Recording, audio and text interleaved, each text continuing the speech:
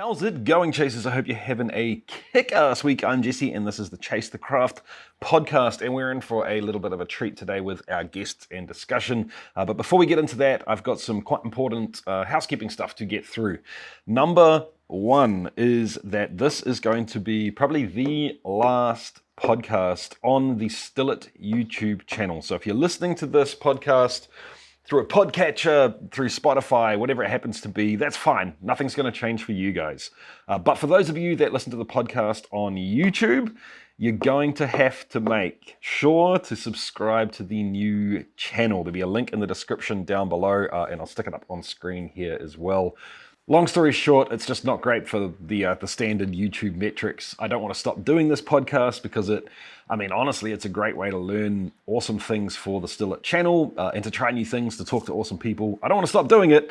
It just needs to move off the Still It channel. So make sure you go and subscribe to the podcast channel here on YouTube. Also, I need to let everyone know that this podcast today is sponsored by Into the AM. If you're listening to this podcast and you're not watching it, you're not going to be able to see the awesome new Into the AM shirt that I'm wearing right now. Honestly, it is a little bit tricky to describe. It's kind of trippy, multicolored like most of their shirts are, which sounds bizarre, and normally I would never be into that, but for these shirts, it just really freaking works. It's kind of the like a DNA double helix moving up into a tree that sort of branches out, and it's all set in space. Trippy ass stuff, very, very cool, and there's a bunch of stuff like this that Into the AM make. Some of my favorite shirts, the ones that I wear on the channel all the time, and the ones that get comments from viewers all the time, are all Into the AM shirts as well. They're not just cool designs either, guys. They're really, really high quality shirts. Super comfortable, long wearing. They stand up to me giving them an absolute thrashing. So if you're interested in picking up some sweet Into the AM shirts, you can go to intotheam.com/chase, C-H-A-S-E, which will give you 10% off pretty much anything you want to buy there. If you want to get shirts by themselves, that's cool. Hoodies, hats, and even their package deal kind of things as well. So if you want to sign up for the shirt club or whatever, it'll give you 10% off that as well. Like I said in the intro, guys, we've got a real special treat for you guys today. We are going to be talking to Johan and Tobias from ETOH in Denmark. These guys specialize in sourcing and purchasing very nice white new spirits and then putting it through their special reactor to quote unquote age the product. For those of you that aren't watching, I put that in inverted commas because, you're going to hear directly from them their exact thoughts on how aging is not quite the correct term for it. This is a really interesting topic, guys, because even if you don't really want to drink reactor aged or force aged spirits, there's a lot of really interesting things you can learn about the process of how whiskey or rum maturates in a cask, regardless of how you plan on doing it. These guys are very, very much here to honor and respect the traditional ways of doing things and just figure out if they can find a way to sort of carry on that tradition in a new way. So it's not about saying screw it to the old guard and doing something better. That's not what they're about at all. And I really think that comes through in this podcast. During this podcast, they're going to say a couple of times that they're happy for you guys to get in touch with them if you have more questions about this process, because honestly, there's a lot to cover. So I want to say right from the beginning that if you want to do that, the best way to do it is to go to ETOH let me double check this, DK. So ETOH.DK. There's a contact form on their website, and that's the best place to get in touch with them if you have questions. So without further ado, let's get stuck right in with Johan and Tobias from ETOH in Denmark. All right, Tobias and Johan, thank you so much for doing this, guys. For those of you at home, we've been trying to set this up for a little while, and I have 6 of these little bottles sitting here on my desk that I have wanted nothing more but to open them and taste them since they turned up. And I've been good and waited. So you're here finally. Can you introduce yourselves? Let us know who you are and what you do and what ETOH is, and then I guess we can kind of get into some tasting from there, I guess. Yeah, sounds all good. My name is Tobias Jensen. I am the founder of ETOH Spirits. We founded it 4 years ago. I guess I have a title that's like founder or like maintenance guy or something. I make the machine work, and we do. I'm like heading the research, but also like talking with a lot of people. Yeah, Uh, cool. my name is Johan Blasberg. Old colleagues of Tobias and been working together way in the past. Tobias brought me on board to deal with everything that he's not good at. Some of that being a bit of planning and structure, other parts being actually selling the stuff and marketing it as well. Okay, cool. So what is it that you're selling and marketing? Is it the spirit or is it the technology behind the spirit, or both? No, it's definitely the spirit. I mean, Yeah. we're super passionate about the products that comes out of the reactor that we built, and I think that we're romantic in that sense as well. That we want to create amazing and fun and interesting spirits out of what we've built for so long as well. So for us, we definitely care about the products coming out of it, even though the technique could probably be quite interesting for bigger companies. That's not where we're headed today. Yeah, cool. So I think you've kind of piqued interests already, and I'm sure the title of this podcast would have as well. Do you want to describe what the reactor is? Because I guess that's kind of the core of what we're probably going to end up talking about today, and the results of the reactor. So what is the reactor? What are the goals of the reactor? And then give us a little detail on how it does what it does. Yeah.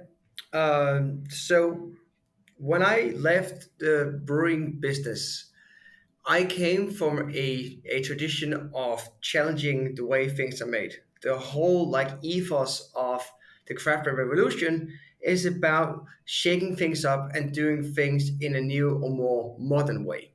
Mm-hmm. So when we started with the idea of making spirits, or in particular whiskey-like spirits, I didn't want to go for classic barrel aging because it's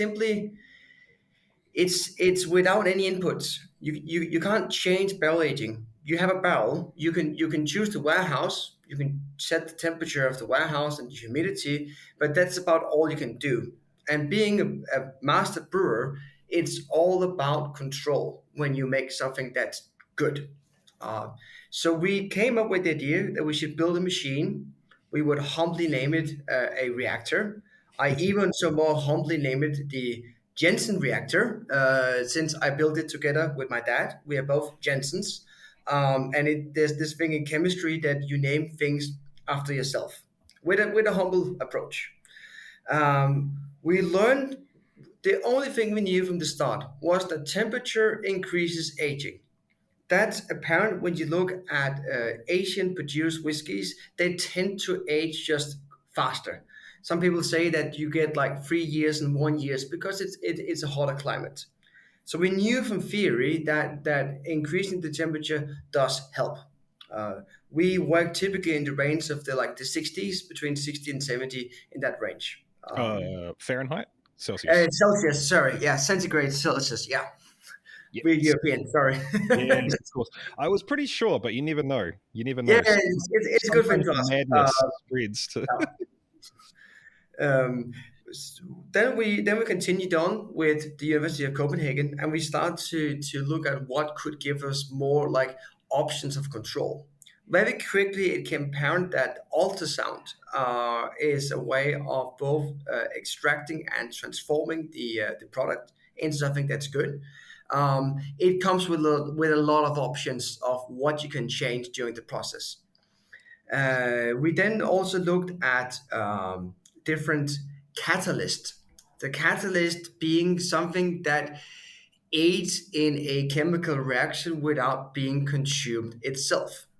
We discovered that adding very small amounts of acids actually can increase the formation of esters. And we know that in a whiskey, European Scotch style whiskey, the esters are the primary flavor, like mass of the whiskey. There are other compounds which gives flavor, but the esters plays the biggest role basically. So that's a way of adding small amounts of acid and like in the ppm ranges, so like milligrams that we add, we can increase or change the fruity expression of the whiskey. Since our system is all stainless steel, there's no permeability or a breathing with the outside. So we introduce oxygen to the whiskey through micro oxygenation. That is helping us to control the actual age of the whiskey. If you don't add oxygen, things are unoxidized. Things are not mellowed out. So by working with oxygen, we can like sort of might give it like a wholesome, finished feeling. Um, we have some few other experiments that we work with but haven't accomplished yet. First thing is enzymes. Enzymes works on the wood. Wood is treated like wood is the key to good whiskey. Everybody talks about what kind of barrels you use, and we talk about how your level of toasting or your level of charring, but enzymes can basically change what you get from the barrel. So it's not about saving wood because that's not our interest. The idea is that we can make the wood give totally different aromas or colors. So that's something we are researching, and we have a small project on the use of light. um, Everybody knows that light degrades wood. You can see that on terraces and decks. So it is something that we're researching, that either we can like alter the whiskey itself, or we alter the wood before we soak it in the whiskey, or we actually do both. So we treat the wood while it's in contact with the whiskey. So that should give us some more promising results. I think it's worth summing up. I mean, the process from the start to finish as well is to condense a little bit what Tobias is saying. But we Mm. basically start with a new make spirit. We've been sourcing new make distillates from whichever region fits the style that we're looking to make.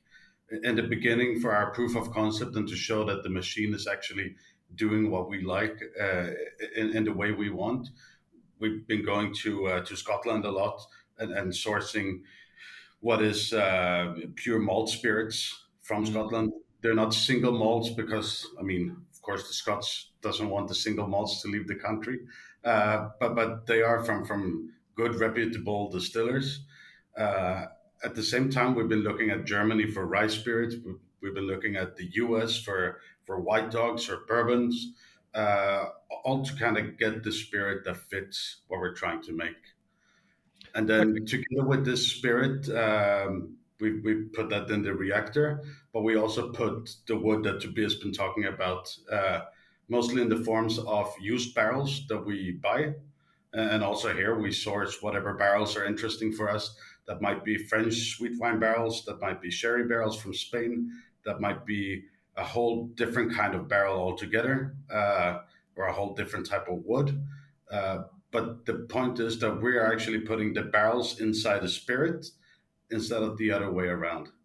Uh, and then we leave this in the reactor with all the parameters that we have set for the specific batch.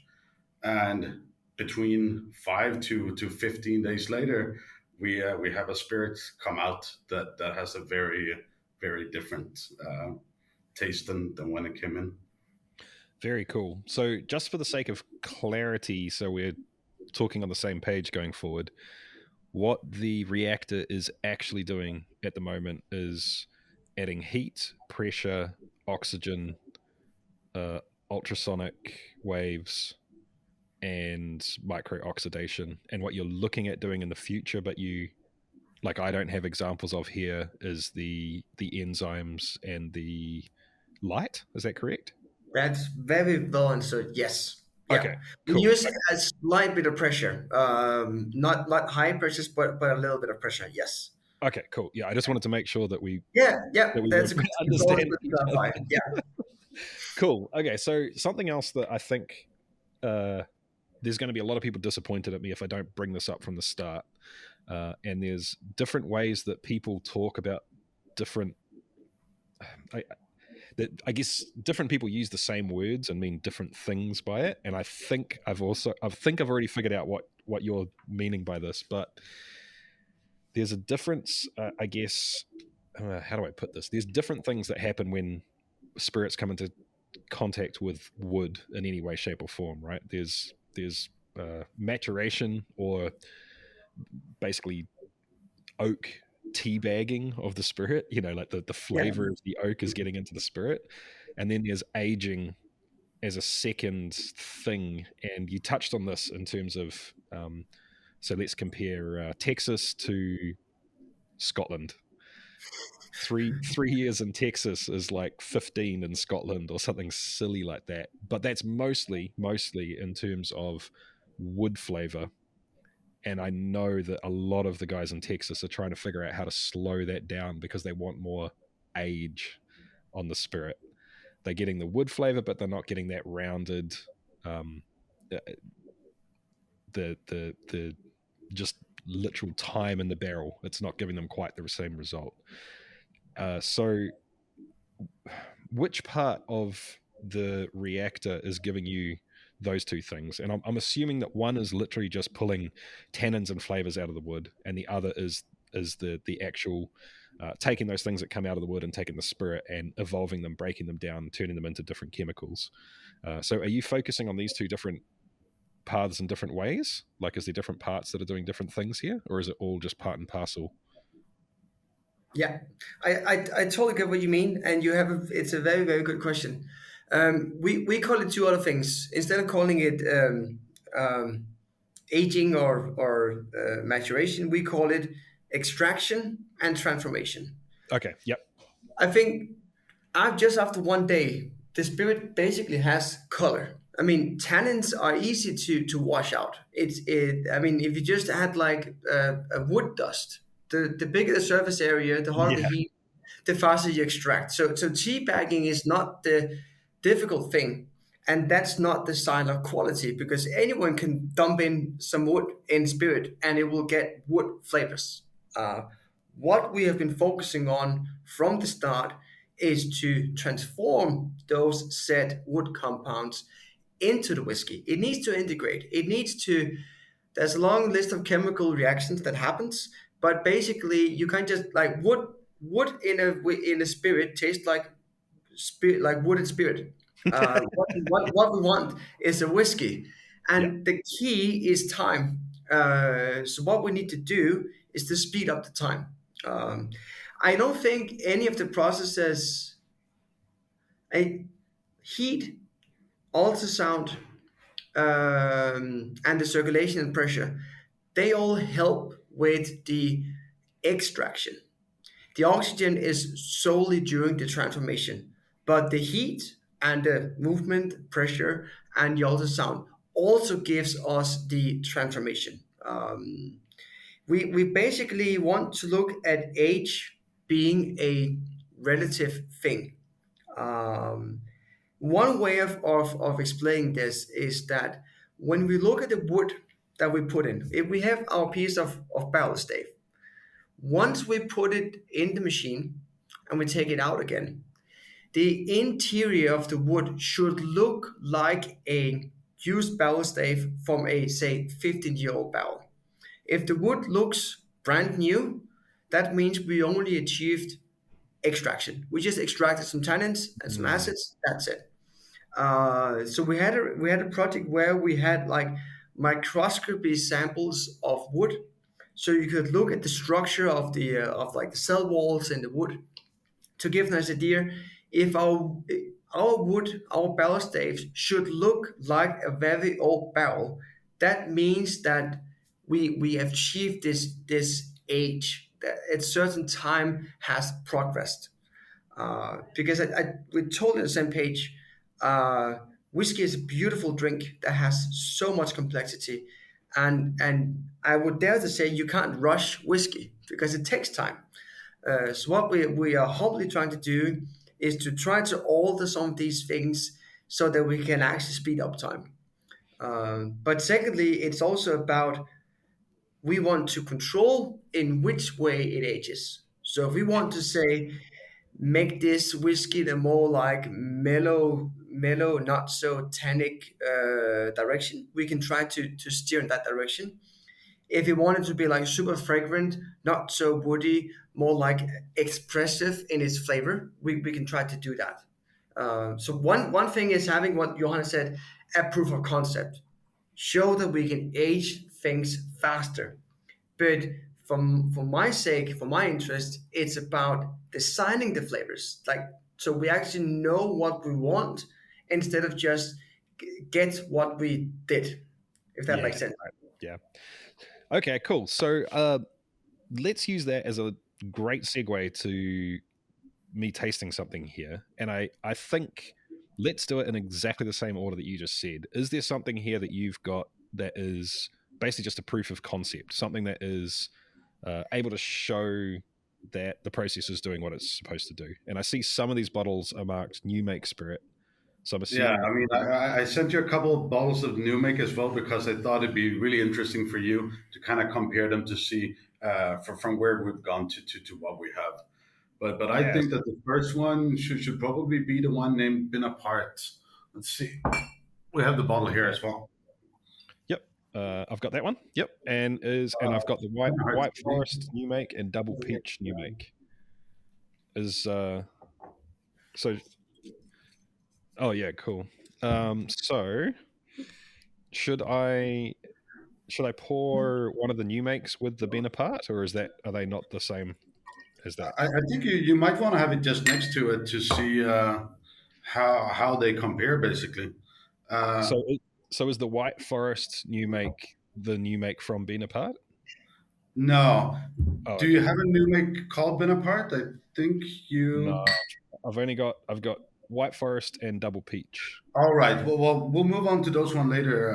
But we'll just taste this one as is, and this was the second spirit that we made. So just to give you a little bit of introduction to what you're tasting here, this is one of our first ones. A little bit softer, a little bit more mellow, but this has been aged on Burgundy brandy and River Saltes is a French sweet wine barrel. So the first one we made was a little bit more on the oaky side. Here we kind of toned that down a little bit to try and get more of these nuances that we talked about getting out from aging. A little bit of these more light fruity flavors, uh, and also a freshness. Yeah, it's very I'm trying to think what it reminds me of. There's a So I there's a mean, whiskey we're not I had. going necessarily to typically the whiskey here, and I mean, although whiskey is our inspiration, already here we're just steering maybe a little bit in a different direction with something that is a bit more understated, if you will, but that carries on more of this kind of brandy character and more of the sweet wine character. Mm-hmm. Yeah, there's definitely a lot of the sweet wine character, a lot of sweet, almost like white wine characters. There's raisins. Um, it has a very nice, subtle caramel, vanilla thing going on as well. That's quite pleasant, guys. It is very. This is a little bit lighter in alcohol as well than we've gone with some of the other ones. This one is sitting at 42%, so we decided to pull this down a little bit to get Mm, some of this very fiery flavor off it. And this one we've been running in the reactor for about 7 days. wow, that's crazy. I would have loved to taste the white spirit from this, but I wouldn't. Yeah, it doesn't.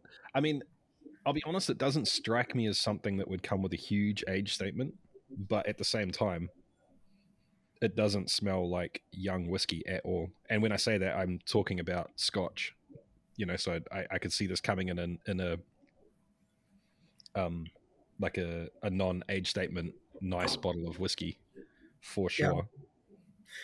I was in this. We were in a Danish TV program about like startups, how we get to work. And in this TV program, there was a scene where we shot a tasting.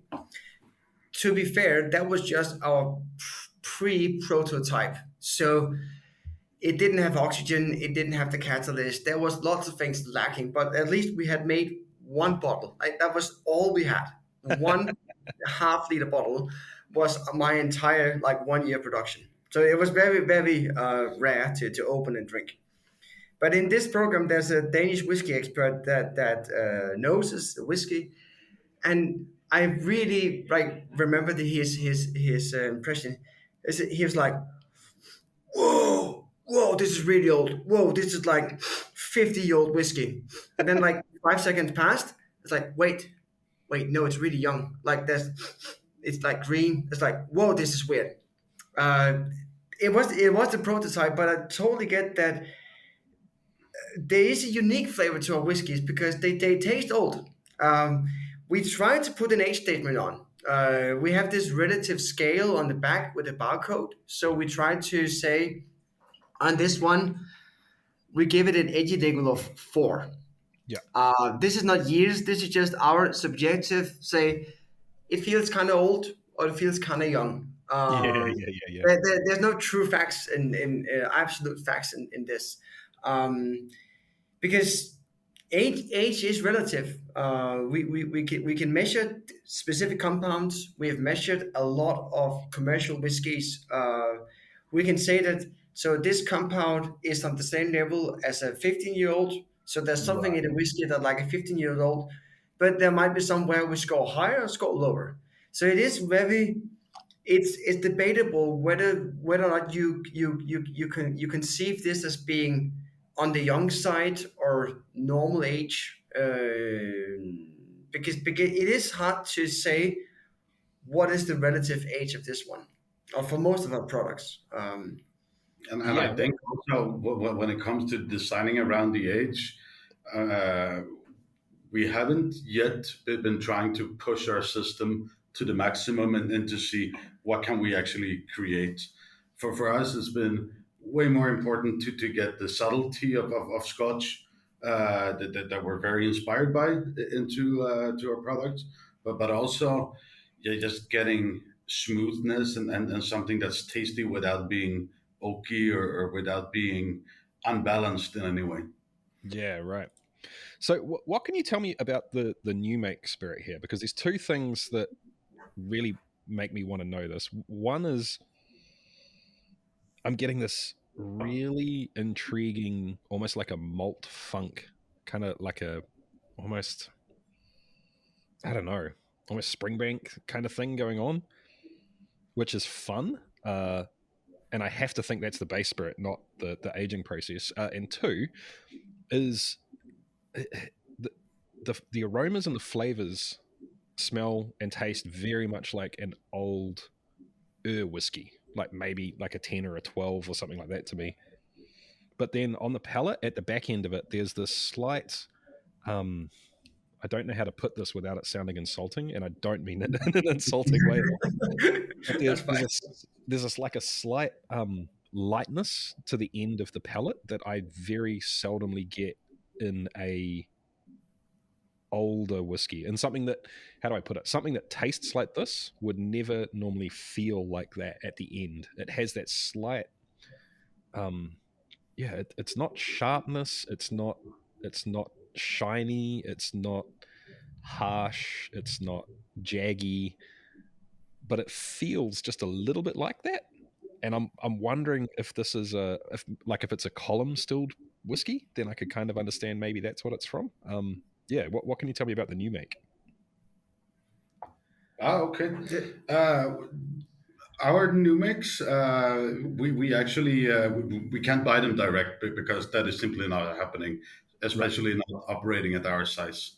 Uh, so we actually use a Dutch intermediary that helps us source new make spirits from Scotland. Mm-hmm. But whatever we get is spooned, which basically means we buy a blend of whiskey. Yeah. Uh, they're not necessarily blended though, in the way that you normally think of. But this is just that they're blended enough that it cannot be sold as a single malt. Yeah. This actually means that we're not able to get to know the distilleries we're working with. Okay.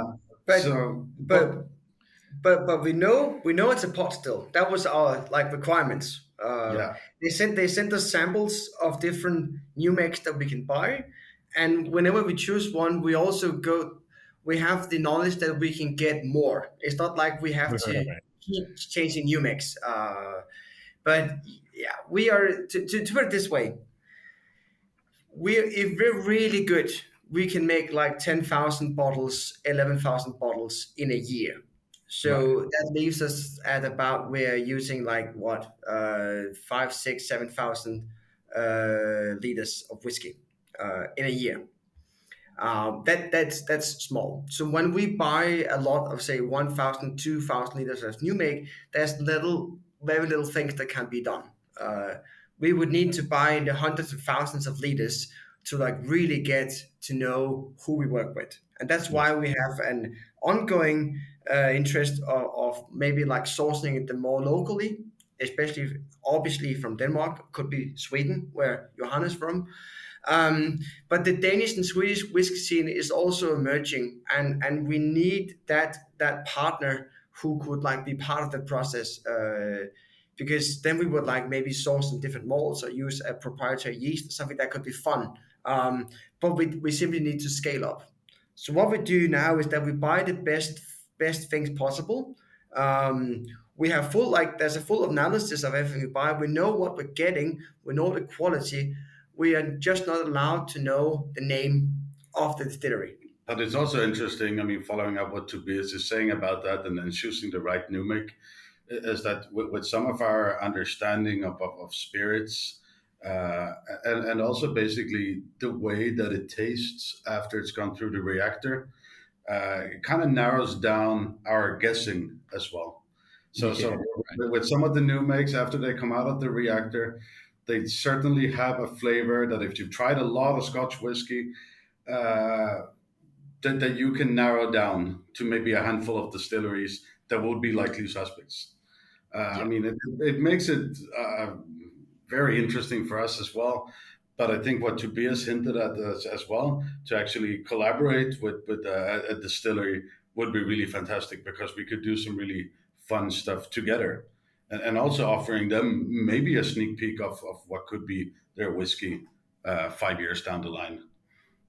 Yeah, that's a really good point. So if you guys had the ability to be able to collaborate with what's going into the mash bill and what's going into the process of how it's being distilled and stuff, that would be fun for you guys. But also, I mean, I hadn't actually even thought of that, which is hilarious because I do it all the time, right? I just do the down and dirty hot cold 4-staging in a freezer and hot water baths, just to, I'll make a spirit. I don't know what to do with it. I'm not sure whether to oak it on French oak or American oak. So I'll do this down and dirty 4-staging thing to get an idea of what the spirit's going to be like, and then pick a direction from that. So for a distillery to be able to pump out new make and then in 4 or 5 days time have a really good idea of what their spirit might be like in 10 years time, that'd be pretty special. Yeah, it'd be pretty cool. So I think moving on from this been apart, our French-inspired, lighter, more mellow whiskey. I mean, we say whiskey a lot, and it's going to come back and forth as well. But I mean, of course, our products are not technically whiskey. It's a slip of the tongue, if you will, but I know what you mean. we recognized very clearly that's not what we're working with. Yeah, we are based in the EU. We have the same laws as they have in Scotland. So it has to be aged for 3 years to be whiskey. It has to be in an oak barrel, and it has to be nothing larger than 600 liters. So we fit the liter requirements. We sometimes fit the oak. We do have a whiskey like the White Forest where we didn't use any oak, which I think is interesting. But that's like, so we break two rules in the rules of the whiskey. But yeah, it's just way easier to say whiskey because for me this is what it is.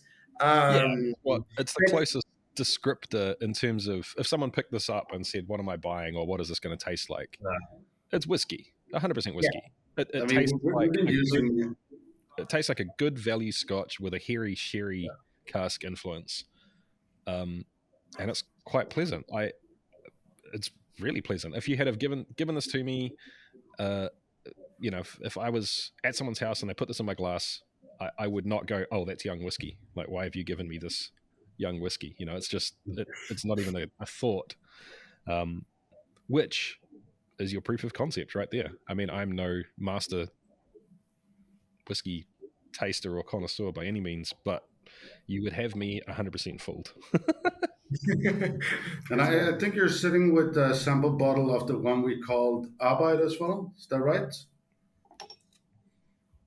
Perfect. I think that's a good follow up, especially as we've been talking a lot about new makes. This is a peated whiskey, or Oh, inspired okay. whiskey. And we also get this distillate from Scotland.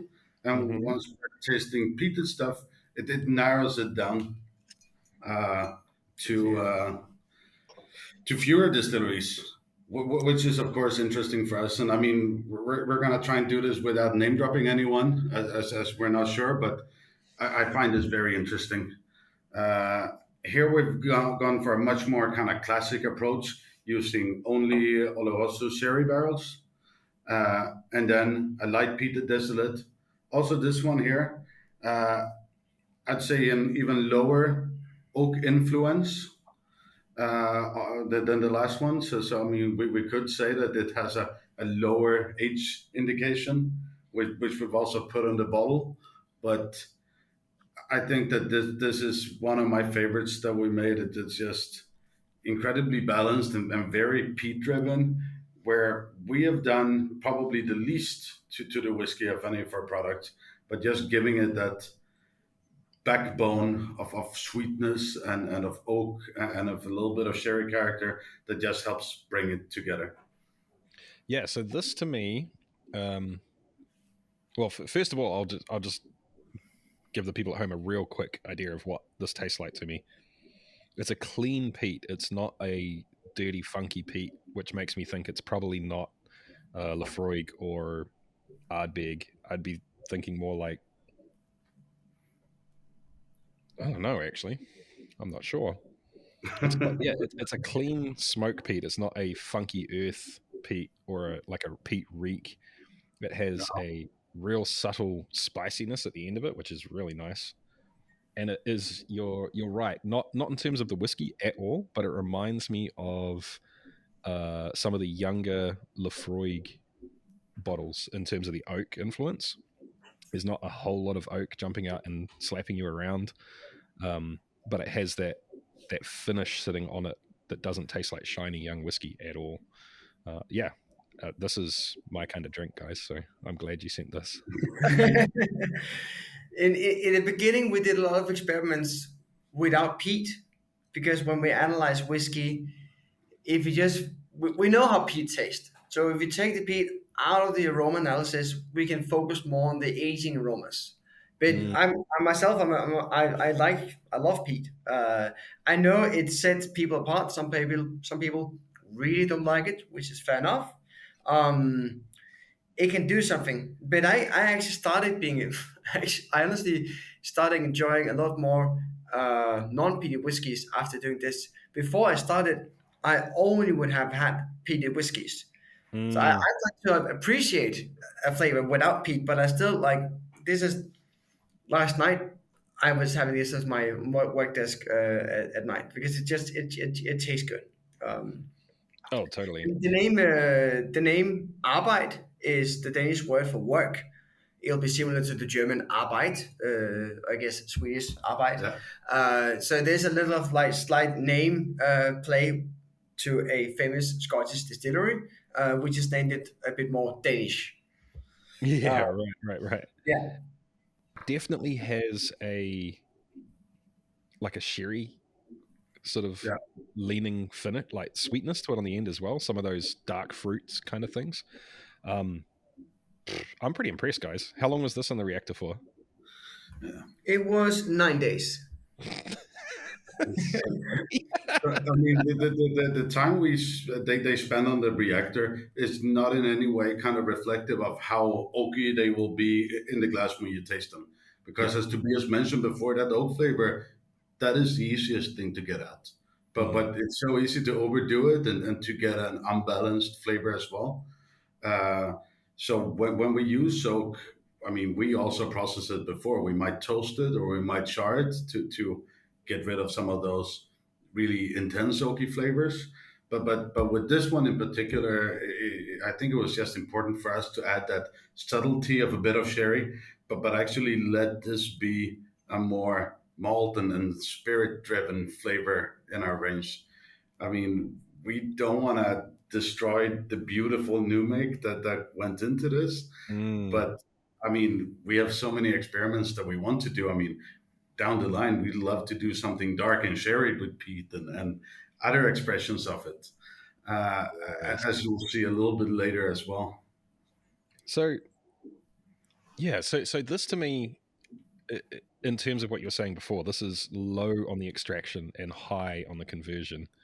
It tastes rounded and mellow on the back end, other than the peat. Obviously, the peat's kind of slapping you around a little bit, but yeah, there's very little oak influence. There's wine influence for sure, but the oak is just chilled in the background, which is hilarious because I had no idea what to expect. You know, when I was and like I said, I wanted to not taste them. I wanted to not open them, because oh, by the way, are all these stickers? Did you have them like that, or is this were they So I supposed to be? think they've got up. It's just to sign that they're unbroken. Yeah, It's a reference to old kind of duty markers. I was trying to figure That out used to be in the if the vaults back customs then. people. I was trying to Yeah. figure out if customs had gone through and opened all the opened all the bottles or not. But yeah. Anyway, I was interested to see what these were going to taste like because it would be very easy to picture someone in your position being very heavy-handed with the amount of like influence they're putting on the spirit. Do you know what I mean? If what someone was doing was creating this reactor and trying to influence spirit, I could easily see that person being very heavy-handed and just putting too much oak into it and trying to do too much to it. Where this, to me, is the opposite. This is exactly like you said. It is a beautiful new make spirit, and you guys have just rounded off the edges quite nicely. So kudos, guys. I'm impressed. That Cheers. Thank Thank you. you. I think it's so important what you say as well in regards to not overdoing it, because I mean, we're not the only ones trying to accelerate aging processes. I mean, it's been done on both commercial scales and on hobby scales and smaller distilleries for a long time. But I think what we do that is a bit unique is that we're able to combine so many different methods and we're able to control them so carefully. But with that power, I mean, you also have to treat the spirit with a lot of respect, because a lot of what we've tried and seen from others is just overly oaked spirit that tastes tannic, that tastes sour, that tastes bitter, and I don't think that's the direction that we want to go. so. What should I try next, guys? These are both very how do we put it, unadventurous. They're very traditional Yeah. So I spirits. mean, I think we should go a little bit more adventurous, and Let's you do have it. the one called White Forest. Yes. So Oh, and this I've is got the new make too. exactly. You have both the new make and the non new make, right? Mm-hmm. Great. I mean, if you can pour them side to side or taste one after each other, I think that'd be great. Yep. I should mention though that this one here is at the cask strength. So the one that you have is not diluted, so it's very aggressive. Yep. No problem. Uh, but this is our kind of continuation of peat. So we're working with half of peated new make and half of a rye new make. So already here we have a lot of spice and power, but Mm. we've been so interested in seeing what we can do with our reactor when we're not using oak. So this has no oak, but instead it has a bit of chestnut and cedar tree. Wow. And cedar tree is what we started out with, which is this insanely spicy, peppery, citrusy wood type. And we've just balanced that with a little bit of chestnut, which has a lot of sweetness. So this is kind of what's happening when we're pushing way more on the extreme and experimental side. And this is a good example of how adapt we are, because we started just with cedar tree because we want to do like how it's just pure cedar tree. And I think we both agree the nose was exceptional. I haven't had a more intriguing nose when it was just cedar. But agreed, the mouthfeel was bitter, astringent, lacking some body. Like there was no balance in the taste, although the aroma was just beautiful. Mm. So we chose the chestnut because it gives that sweet roundness to it. So this is the perfect complementary thing to add to the cedar wood. So I think what drives the nose is the cedar along with the peat and that like spicy addition of the rye, and then the taste is a bit more dominated by the chestnut. But the cedar leaves this what I really enjoy, this kind of bitter like feeling. I'm not saying this is like gin, but there's a slight more bitter character that I have not seen before with my experience in whiskeys, which I think is putting it, um, it stands out. Mm. I know a lot of industry people. Some people they absolutely love this one because this is really redefining what a whiskey can taste like. But some people, which might have a more like classical nose, says that there's just many things going on here. There's so many expressions because we mix two kinds of wood, we mix two kinds of new mix. So there's a lot of things going on. It's not just one new make, one cask. It's like several things happening here. Mm. So the first thing that struck me on this was the nose, and it's so hard to put a finger on it because it is quite different than anything I've smelt in whiskey before. It Yeah, I makes me. mean, that's what's so cool as well, that we have this opportunity to use different woods, and even different spices and different fruit additions to give them a very kind of natural flavor of how they would behave if they were aged in a normal sense on them. But cedar tree as well is something that we've been fascinated with before, and it has such a unique flavor, as you put it. Yeah, there's something on. I don't know if I'd call it bitterness. It's kind of. It's sort of all of the mouth sensations rolled into one. It's bitter, astringent, uh, drying, but also oily, and warming, almost like cayenne pepper, all at the same time. All of those things together. It makes me think more of beer than spirits. Yeah. It's more like hops. Like it's more like a hop bitterness. Um, yeah, it's quite interesting. And there's something in that nose that is actually once again like a New England IPA, like a cloudy IPA, juicy and sweet, but Yeah, not candy sweet, like tropical fruit, grapes and pears and passion fruit almost. I don't know, man. I think for me the cedar tree is like almost like if you mix black pepper and grapefruit. I think you get some of those characters in there. But I think it's individual as well. What kind of associations you make? I mean, I haven't had cedar or chestnut, so I'm probably mixing the two up because it was the chestnut you said that was really sweet, wasn't it? So Yeah. maybe that's what I'm mixing up. There's definitely black pepper though. That's 100% for sure. So this is an interesting thing too, right? Like, so generally when people are making whiskey, they're confined to wood that you can turn into a barrel that'll hold liquid that won't leak. Yeah. You guys don't have that problem because you're putting the oak. At least for European whiskey makers, I know the Japanese have allowed to experiment a bit. They have the sweaty kind of wood. I can't Yeah. remember the name. Uh, I know many U.S. distillers they use some like what they use apple wood, cherry wood. They have a bit more room of opportunity. But we are very bound. We have to follow European rules since we are EU country. Um, and I think this is fun because I don't feel like breaking the rules. We're using wood. I mean, it's not like we're adding some weird flavor something. It's a wood. I'm not an expert on like I'm not a botanist. I don't know how to identify a tree by the shape of the leaves. Like it's way too advanced for me. But there's something really like enthusiastic about.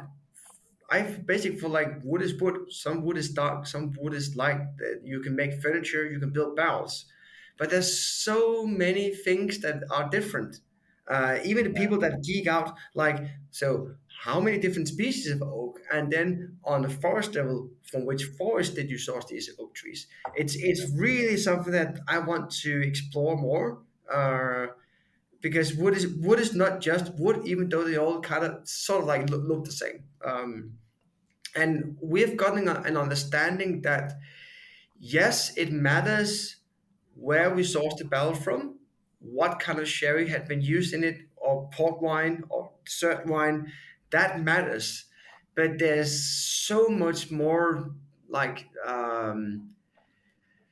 potential in the barrel itself, not just that thin layer of Yeah. absorbed spirit of wine. Yeah. It's the entire barrel that's interesting. Yeah, for sure. All right, so we may as well finish off this this tasting flight, right, and do the double peach there as well. I think we should. Yeah, And I mean, the one that you had now and the double peached, as we had made a couple of spirits, and the more we talked, and the more we came with new ideas for stuff, we actually decided to kind of split our range of spirits in two. So we've decided to call our more classic interpretations of spirits the classics, and then obviously. as we get a little bit more experimental and as we are playing around a little bit more, we've decided to call them the novels. So the one you had before, I mean, is definitely a very novel spirit. I don't think that there's much in the range of it.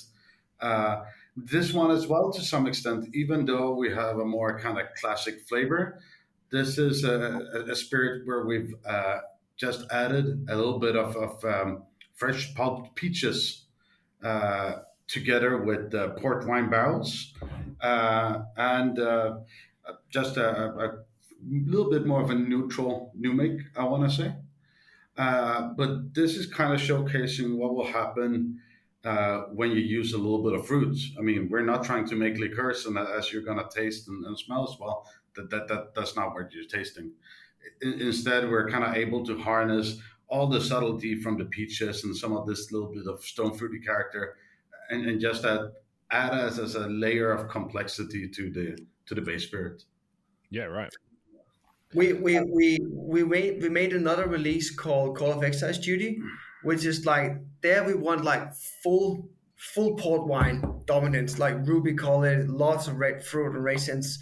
This one we opted for like a lighter touch of the port because there should be room. The peach, that stone fruit aroma is quite elegant and quite weak in its own way. So it had to be balanced. If it had been overly barrel aged, the peaches wouldn't go through. It's a bit like having a light roasted coffee. You need to have it at a lighter dose.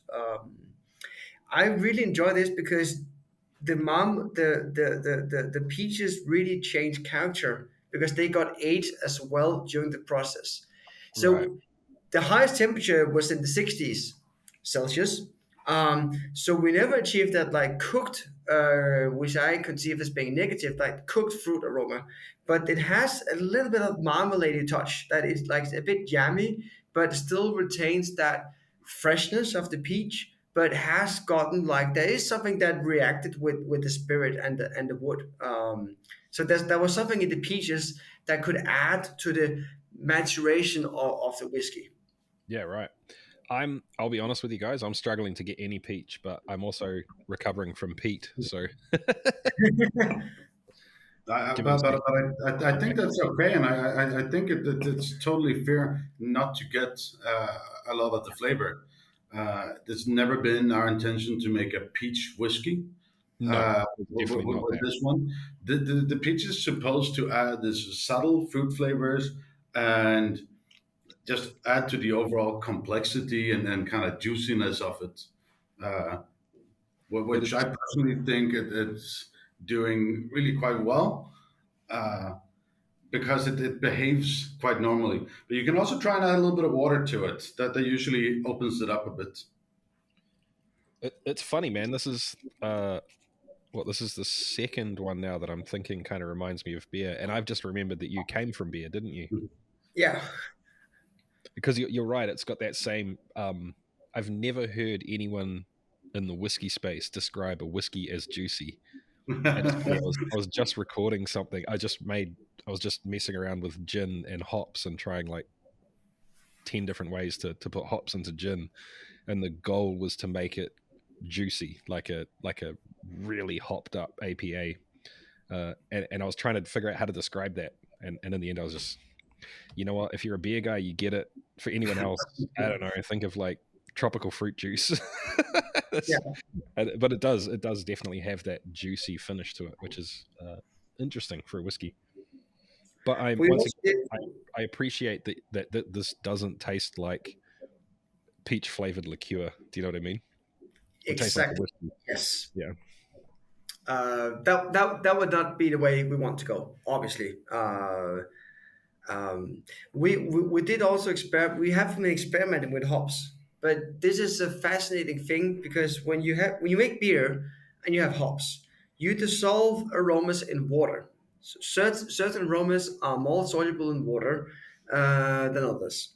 But when you switch and it's spirit, it's not the same compounds that solubilize in the spirit. So you completely have another like flavor profile of the hop, which is why it's intriguing. But I have to throw away all the knowledge I have. Like I consider this variety to be very stone fruity, but in the spirit, it acts like all resinous. Like it really transforms its expression when it's a ethanol based extraction compared to a water extraction.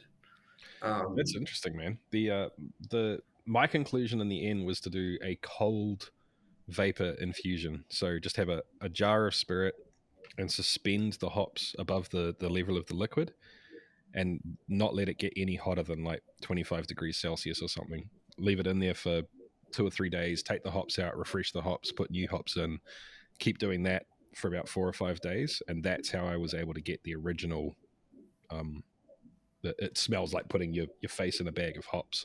But trying yeah, to do vapor infusion in like a gin, that was horrible. It just tasted like green grass, like old grass clippings.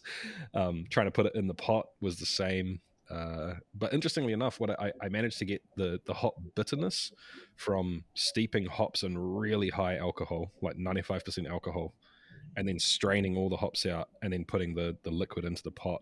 And that didn't give a lot of flavor, but it gave that hop, that like IPA bitterness on the yeah, tongue. yeah. So that was that video is not out yet. By the time the people see this video, it'll be out. But you know, for our time, you and I, it's going out this weekend. But that was a really interesting project. But yeah, it is very different how things interact between beer and spirits. And then not only that, man, it's weird drinking a spirit, but having the flavors from a different category come through. Like drinking a gin, but it tasting like an IPA is strange. And I mean, I think it goes to say for both me and Tobias that we're just super curious. And I think a lot of this project and our passion for it is that we want to experiment and we want to innovate and want to be creative with such an old fashioned medium. But with that said, I mean, all of our passion comes out of respect and love for the product. So it makes it interesting to kind of decide how we go about doing things. One of the things that we've been working on now lately is based on a bourbon. So we're using a kind of American White Dog new make, a lot of corn. Uh, and I think it was Tobias' initial idea because when you have a really nice, complex, and interesting bourbon, you get so many different layers of flavors. And what we did with that was that we added just a little bit of coffee and cocoa nibs. And in such a subtle way, we're able to integrate those things in the aging process. And they're hard spices, in the way that they act. So instead of being like a layer on top, which I don't know how many coffee flavored things I've had, where it's just a layer on top and it's weird, when we do it through the ultrasound, it's just so deeply integrated to the spirit that it becomes more subtle, but becomes a very balanced component of it. Yeah, that's a very interesting point. So how do I put this? I've always felt torn in any of these sort of areas when it comes to whiskey, because on one hand, the reason I've fallen in love with whiskey is 100% because of the tradition and the way things have been done for hundreds of years. That's a beautiful thing. It's full of craftsmanship, and I don't want. There's part of me that doesn't want to mess with that. Then there's the other part of me that kind of thinks I don't care what the process is. I just care what it tastes like, right? So, sure, if you want to throw like all sorts of crazy things into it, but what you end up with is a spirit that people can't tell the difference between.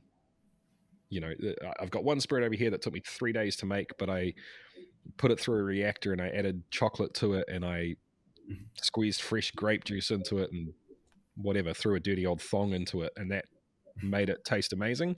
And people literally can't tell it apart from something that's been from a master distiller in Scotland and 15 years in a barrel. Then what's the problem? But I've got these like two sides of me that fight over what's right or like how to go about it. So it's intriguing to me, and I think you touched on it right at the beginning when you said that this is kind of coming from a craft point of view for you. It's a new. You're just trying to approach things and see what's possible with the whiskey, which is admirable rather than tearing everything down, I guess. I don't really quite know how to put my thoughts into with it. This is not some sort of like anti movement or like Yes. crush the proletariat, whatever. Yeah. This is just, I admire what people are doing in the world and craft of whiskey. This is our contribution to what we think could be the next step or the next level. Maybe inspire the same way that we got inspired by what people are doing. Maybe we could inspire people to maybe look at the aging process just a slight bit different. I know that a guy like John Glaser from Compass Box, he had his troubles trying to change the things that the way you barrel age stuff by changing just a few things. And I totally, I think it's intelligent to have a natural born skepticism about traditional things. Not saying that everything should get thrown away, but everything can be improved over time. Yeah. Um, Yeah. and this is not just us trying to make a copy of a Scotch whiskey, because then go for the original. There's no interest in just it's just a copy. This is our version of Scotch whiskey, or not Scotch, but like whiskey, international whiskey, modern whiskey. Yeah. But And in saying that, I think it is in your position. I think it's very important that you have a couple of whiskeys that present like traditional Scotch, because let's face it, whiskey drinkers can be snobby bastards. And if you don't have something that is a proof of concept of like, no, really, you can take us seriously. Look, we can make something that tastes like a 12-year-old Scotch. Okay, we've ticked that box. Now you trust us. Now try something that's got peach in it. Do you know what I mean? And grapefruits and whatever citrus zest. But I think what's so important coming from our position as well is that we have to meet both the consumers and the whole spirits industry very, very humbly. I mean, for us, I think it comes so natural because the scientific background that we're just open about our findings, both the methods that we use, the way we make it, and what we've learned from it. Everything of that should be open, and then should be something that we can share to other people.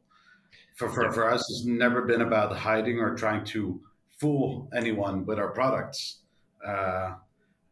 In that regard. And I mean, I think it goes to show as well. I don't know how well you can see it, but just on the back of the label, writing out every detail about how it's made and what temperatures and what different settings that we have used to kind of emphasize that as well.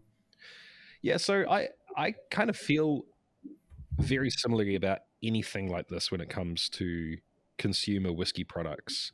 It's the same I feel about sourced products. If you want to buy from MGP and repackage it and put it into a bottle and sell it, that's fine. I've got nothing against it whatsoever, as long as you're open about it, as long as you tell the world and the customers what it is you're doing and explain what it is that you're adding to that bottle that makes it special and makes it yours, right? So if you're a master blender but you just don't have a distillery, then sure, source barrels from MGP, buy a whole lot of them, bring them in, you know, age them in different barrels and casks and swap them around and put them in different finishes, and then work your magic by blending them together into a finished product and sell it.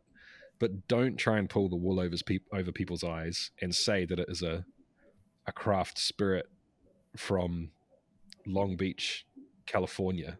It's not. It's a freaking MGP product. You know what I mean?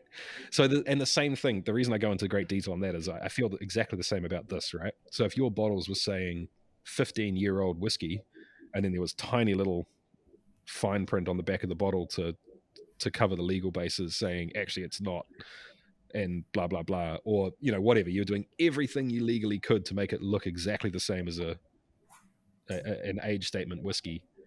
That's dirty. But that's not what you guys are about, from what I can tell. I mean, I've only talked to you for an hour now, but that seems very much like that's not what you're about.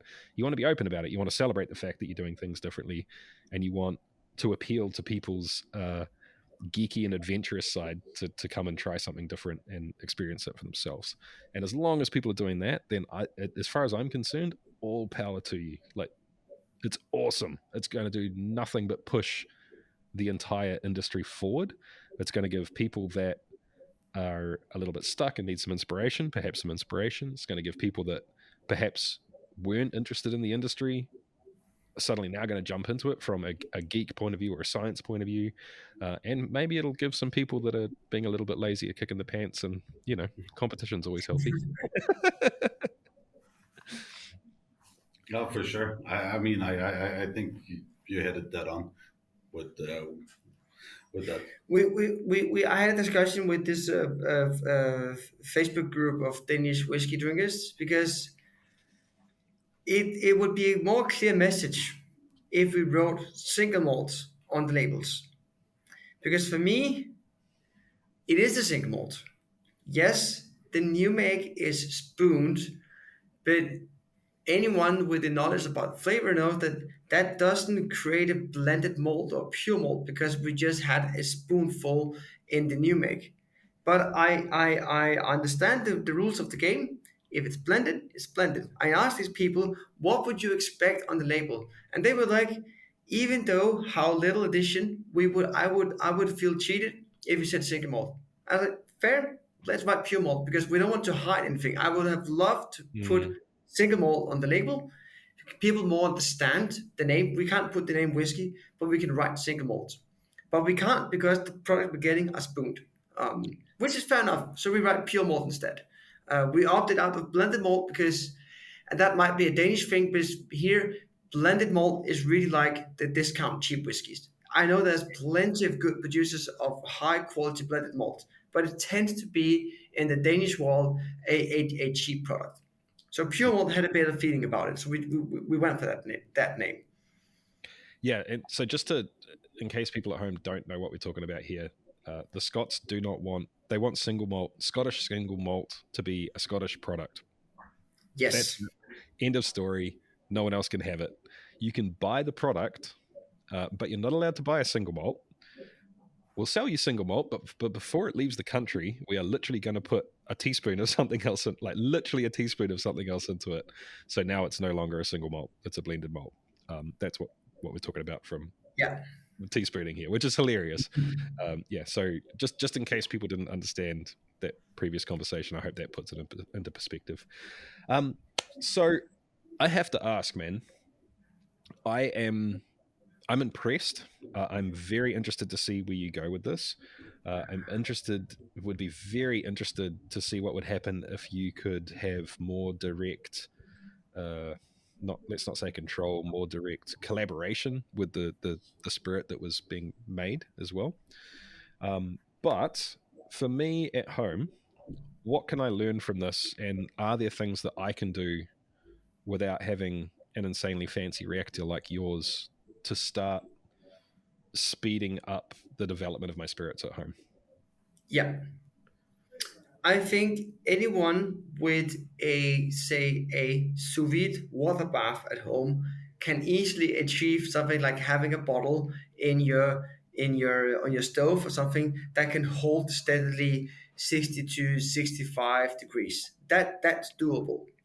If you are a cooking geek and have a sous vide experiment. If you have some modern ovens, they can be quite precise if you set it to like 60 or 70 and you put a thermometer inside your oven, you can like check where it hits. So that's possible.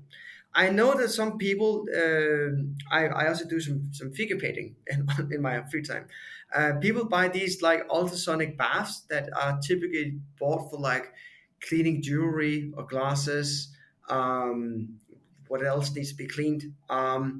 They don't work the same way as our ultrasound. The ultrasonic bath, like the entire water is shaking. We have like a probe, a titanium probe that has a very strong ultrasonic field, but it gets you something. Okay.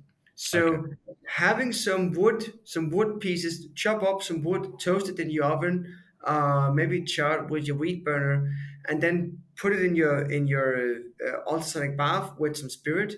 That can give you a long way. That would be the like two most easy home options. If you want to introduce oxygen more fast, something like an aquarium pump is quite good for like bubbling and venting the whiskey if you want to introduce more oxygen. Because what we talked about, it's easy to extract wood flavors. That goes very quickly. It's about making them mellow. Yeah. But you should be careful with the oxygen because over oxidizing the whiskey completely ruins the flavor. It's about maybe turning it on and off here and then to give it that just that level of oxygen uh, in solution so that the compounds in the whiskey have available oxygen to react with. But if you just flush it with oxygen, you're just going to like burst away all the aromas. And that's not the case that you want. Yeah, right.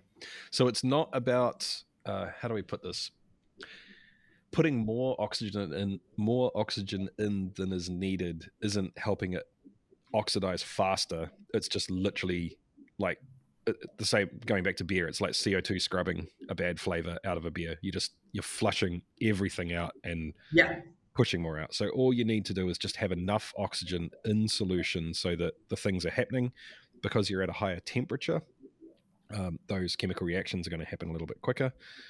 And the ultrasonic bath, I'm assuming, is working more on the wood than what's in solution.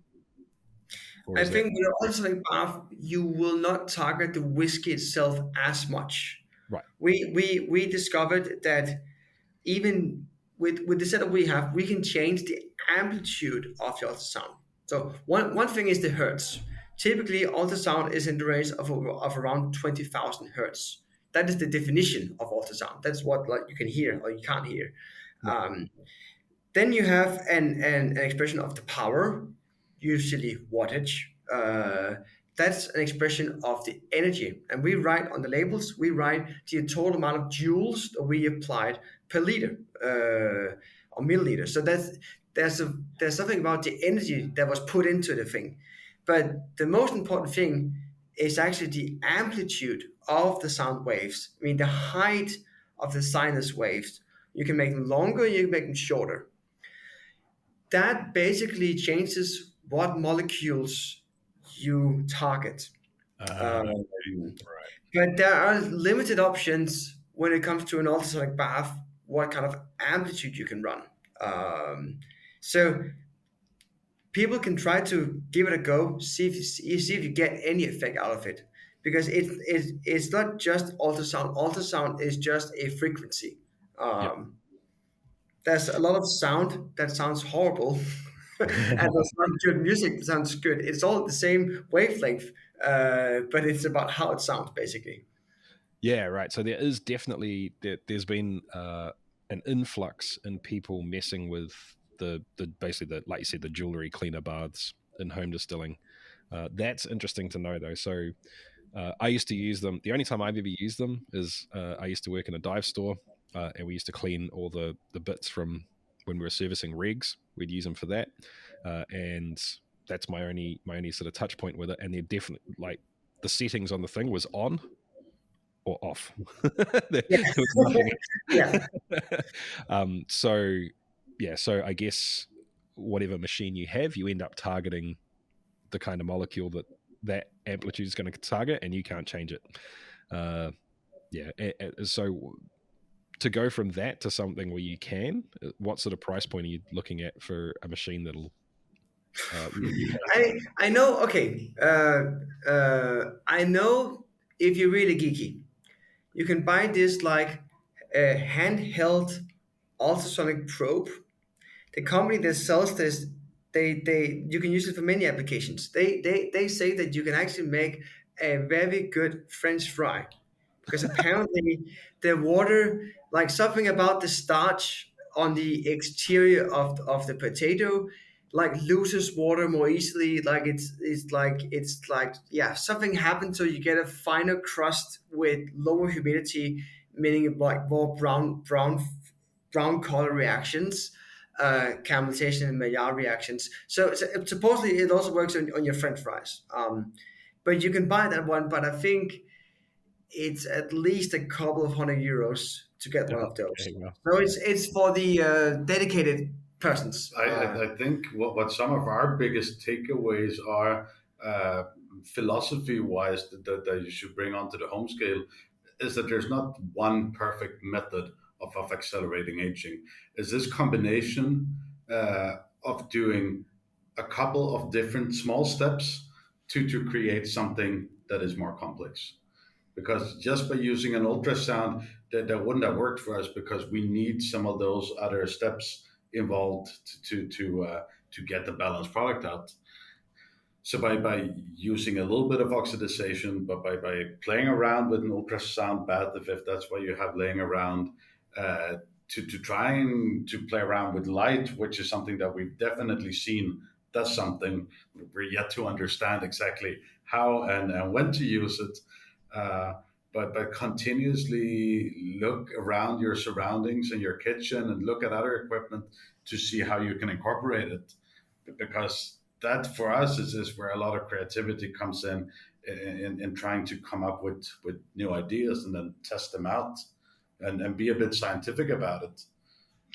yeah, I was just going to say that. So the huge advantage you have is that you can literally program a aging cycle, right, and hit go, and then change one parameter, hit go again. So I have to imagine if you're doing this at home, the the key thing to getting any success over time would just be keeping immaculate records. I have to imagine, right? Like just recording everything you do and then trying to match that with an outcome so you can change it next time. Yeah, for sure. And the difficult thing is that some of these effects they work in harmony. Yeah, Uh, right. so it is best to run. We see the best results when we dose oxygen while we use the ultrasound, with the Mm, idea of like there's so much reactivity in that chamber where the ultrasound sits. So when the oxygen gets in, it reacts more with the compounds. So you can't just use heat on its own, or just like Johan, just ultrasound or just oxygen. You have to like do it all together. And we have dialed in like a process where we typically start with ultrasound and finish with ultrasound, but we wouldn't okay. start with oxygen, but we finish with oxygen. So there's different day progressing into the method where it's most suitable to apply something. um, like So we want to start with the transformation, we want to move on to the sorry, we start with the extraction, we slowly move towards just focusing on the transformation. that's interesting. I've been working on how do I put it? I've always believed that everything that happens to a whiskey is purely a scientific process, and that there is more than likely ways to essentially gamify that, like to speed it up and have exactly the same chemical process happen, but at a faster pace. I've also sort of felt that me messing around with glass jars and wood at home, probably I'm not going to crack the code. So age is kind of the big thing for me. In saying that, I have been experimenting with something that I feel like has been working, and that has been to heavily load extraction at the beginning. So put 4 or 5 times the amount of wood that I think I really need into a spirit, get a whole lot of extraction out of it, get a whole lot of color, a whole lot of wood flavor, get it to the point where it tastes horribly over oaked, and then pull almost all of that wood out and let it sit. And that seems to get me a better spirit quicker than just putting a regular amount of wood in and just waiting. And my horrible layman explanation for it, with no backing whatsoever, this is just entirely a personal guess, is that if you can extract stuff and get it into solution, and you get a whole lot of it into solution, then more of that stuff can start going through the chemical changes that it needs to go through, rather than slowly seeping out of the wood. And that, it almost sounds like you're kind of doing the same thing in the reactor. So you focus on extraction first, you get what you need out of the wood, and then you figure out how to change it into what you need it to be. Is that kind of what you're saying? Yes, you're totally right. The only thing is, if I would give my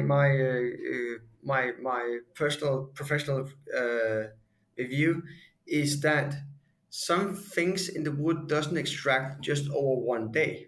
Right. There are some things that come off in the first couple of hours and then in a couple of days, but even in a matter of weeks. So there could be something very hardly bound in the wood, a special compound that just doesn't wash off in a day. It needs like 5 days to soak to properly extract it. Uh, but you're totally right. I mean, the more you have from the start, the more you can work with. Instead of just having a constant increase in extraction, but you also need a constant transformation, it's easy just to start with a very big extraction and transform it slowly. So I would agree. Yeah. Just to clarify, if people at home, because I haven't publicly really said this a whole lot, just to clarify, what I'm saying is I will get to a whole lot of extraction over like a month. So I'll put a lot of wood into the spirit for me, instead of putting in enough wood to get it to where I want it to be in a year's time. I'll put enough wood to get where I'll increase the amount of wood, aiming for a month. So after 1 month is when I'm saying it's too oaky, and then I'll pull everything out, leave some wood in there. In terms of, I'm just trying to think what the best way to get some information is here, because there's so much I want to ask you guys. It's just too much to ask. Let's just go through a few of the different things. I think the extraction is fairly. I think most people just get that. That doesn't seem too tricky to me.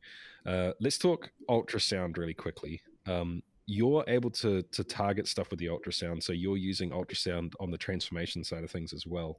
Do you think that if you were using I know this is a horrible question to throw at you, but using one of those ultrasonic baths, do you think that's going to help at all with transformation, or mostly just with extraction? I got to taste. The answer is yes. I got to taste a product from another Danish company that actually worked on accelerated spirits.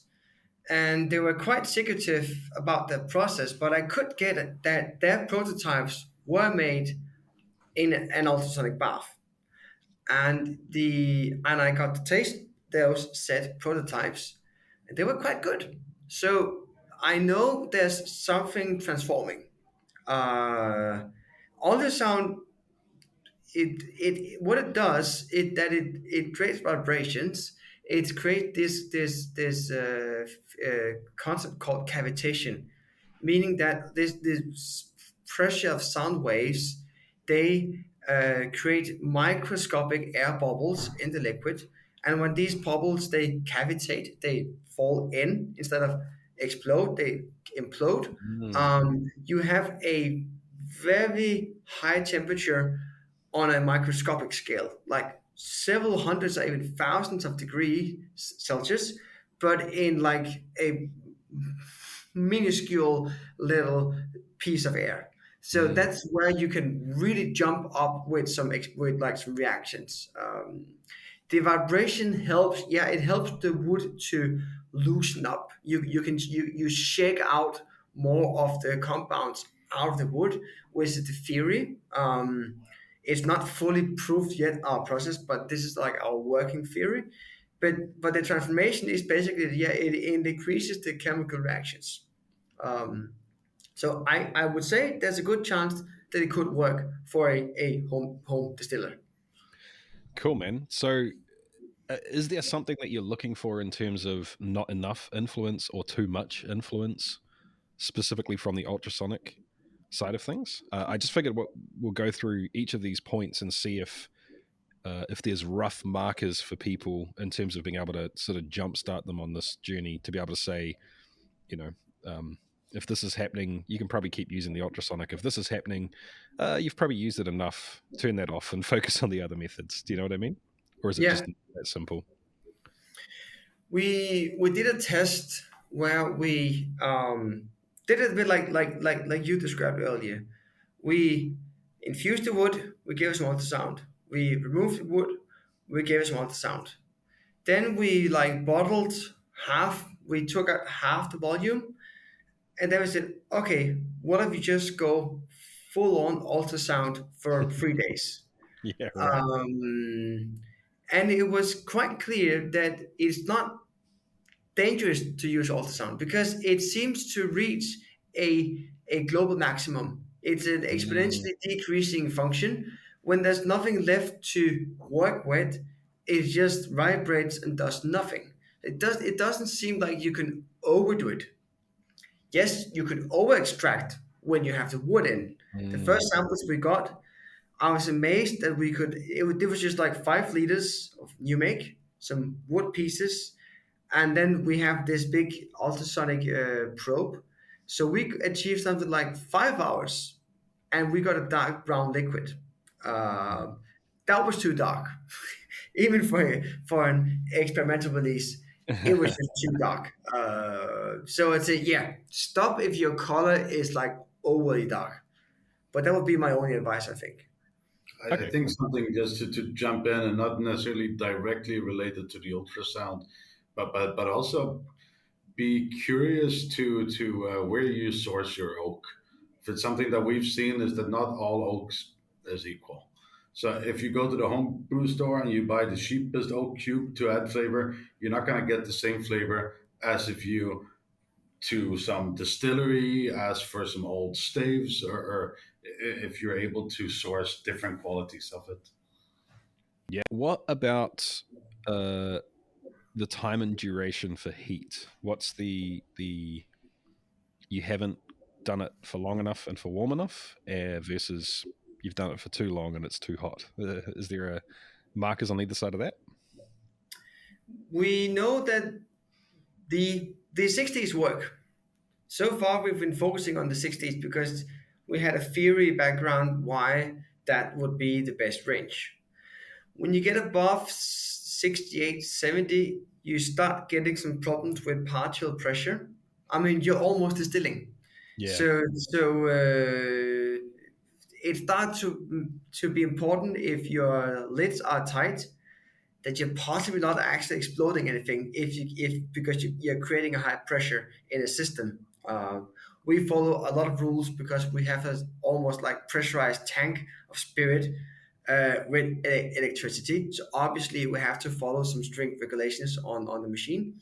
Um, I don't think we still have to uncover all the effects in the mid 50s. We just have this idea that 60 is better than 50, but people could try 50, 40, 52, 58. That would be possible. But we have experienced that in the mid 60s is where we get the best effect. It's also about one thing is the aging of the whiskey. The chemical reactions happens faster, but say there are like some resinous material in the wood, like the oak carries some hardly soluble materials, they obviously get less viscous when they heat it up. The same way like your butter is stiff in the fridge, but it becomes soft when you take it out for a few while. So you can imagine that the wood has some like fatty resin-like components that is more soft when it's at high temperatures. So I have to kind of assume too that is helping along with the ultrasonic treatment. This is kind of getting at what you talked about recently in terms of some of the things in the wood just take a long time to break down, and also what I have to imagine you were talking about right back at the beginning when you were saying you were looking at the wood staves to see how old they were. It's these things that are harder to break down under normal circumstances. They just take a long time to break down. The heat, the pressure, the ultrasonic waves acting on it are all just encouraging that stuff to break down quicker, right? Like, Yeah. This is the whole idea too. Yeah. So would you? There's a balancing act here. I have to imagine in terms of over extraction initially, in terms of just getting something that tastes horrible and over oaked and tannic and nasty, but you still don't get to that point where you're really breaking the wood down and aging.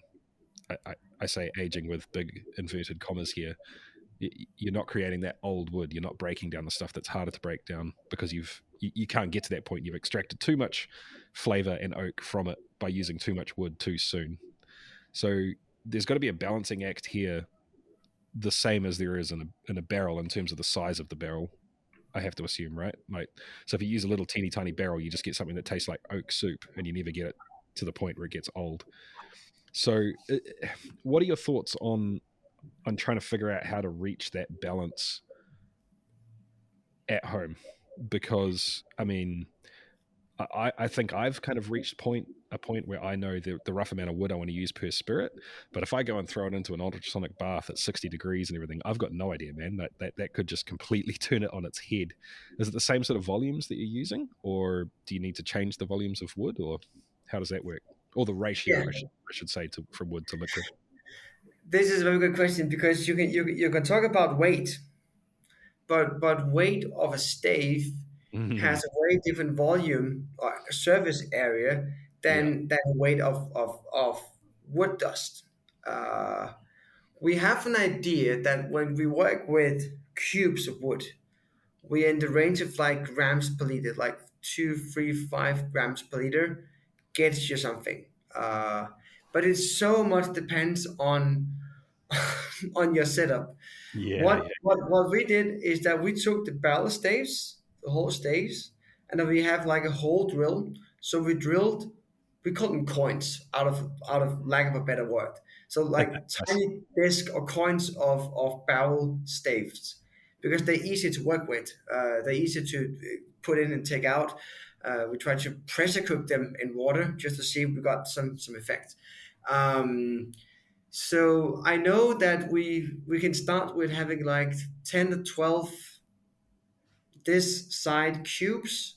The thickness of a barrel stave is a good amount. So if you can have access to a barrel and you drill two holes in it, I would say one or two of those would get you plenty for like 5-10 liters of spirit.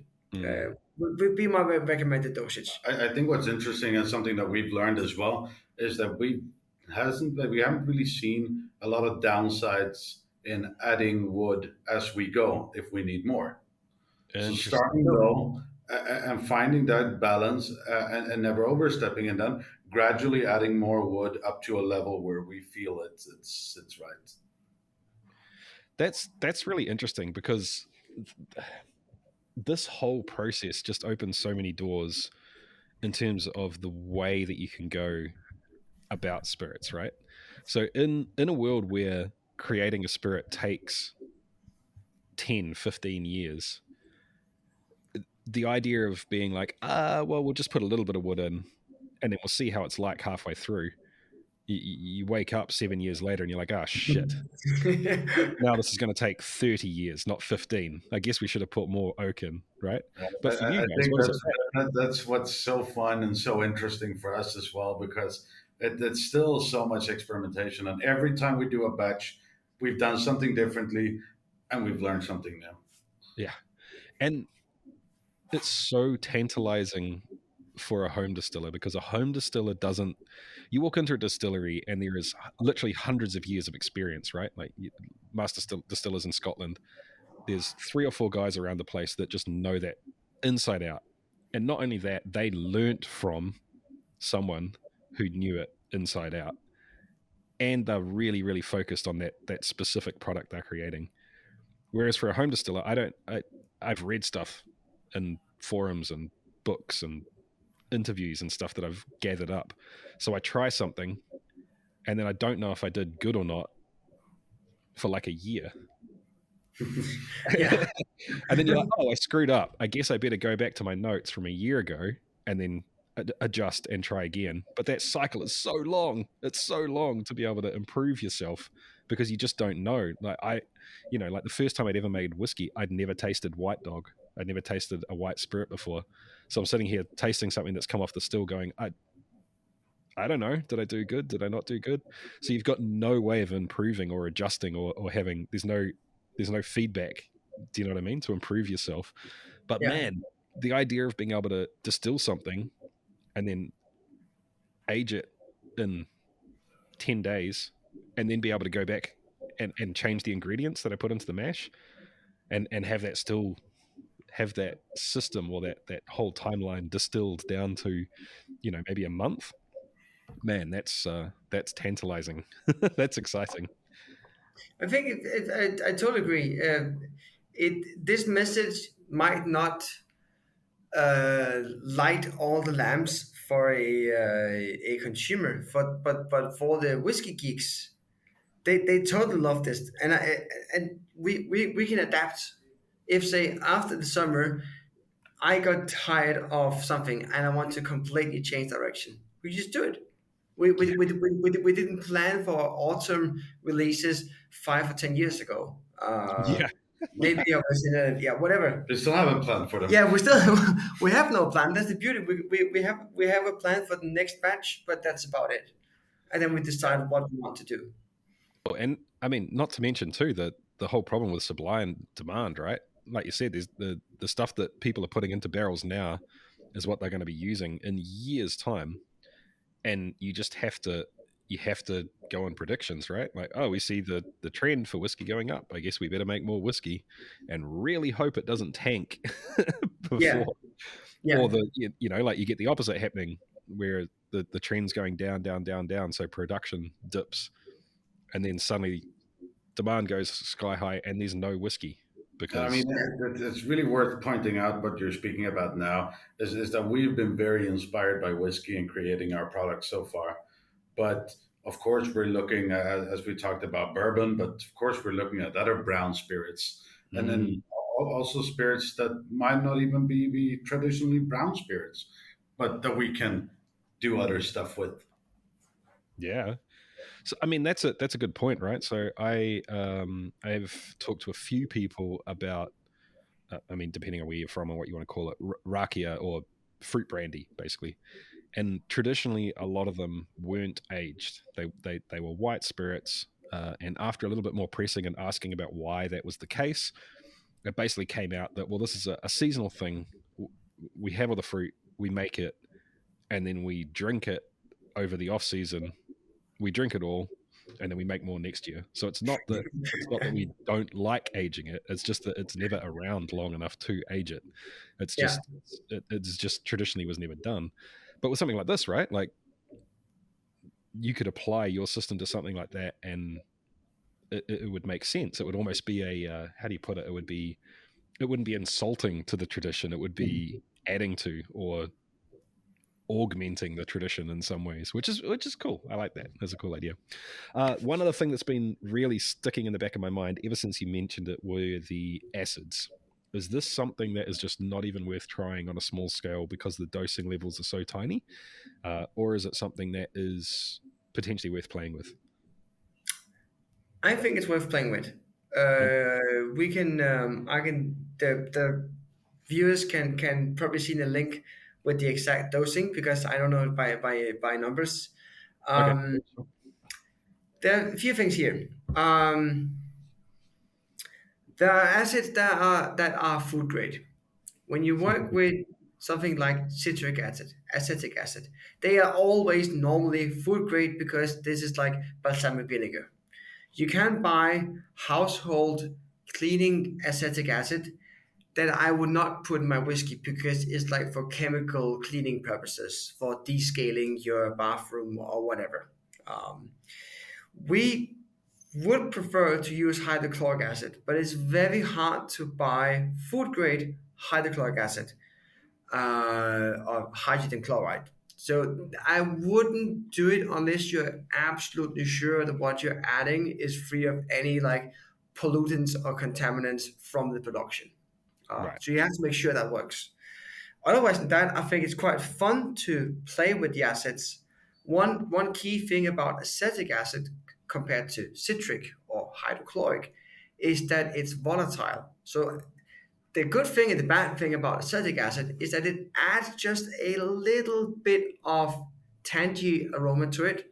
That's why you should be careful with it because it can easily overdose the aroma.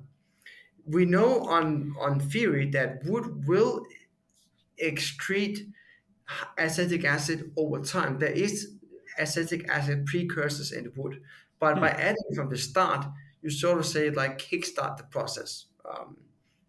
So we can definitely give it the dosings. It's not dangerous to work with acid.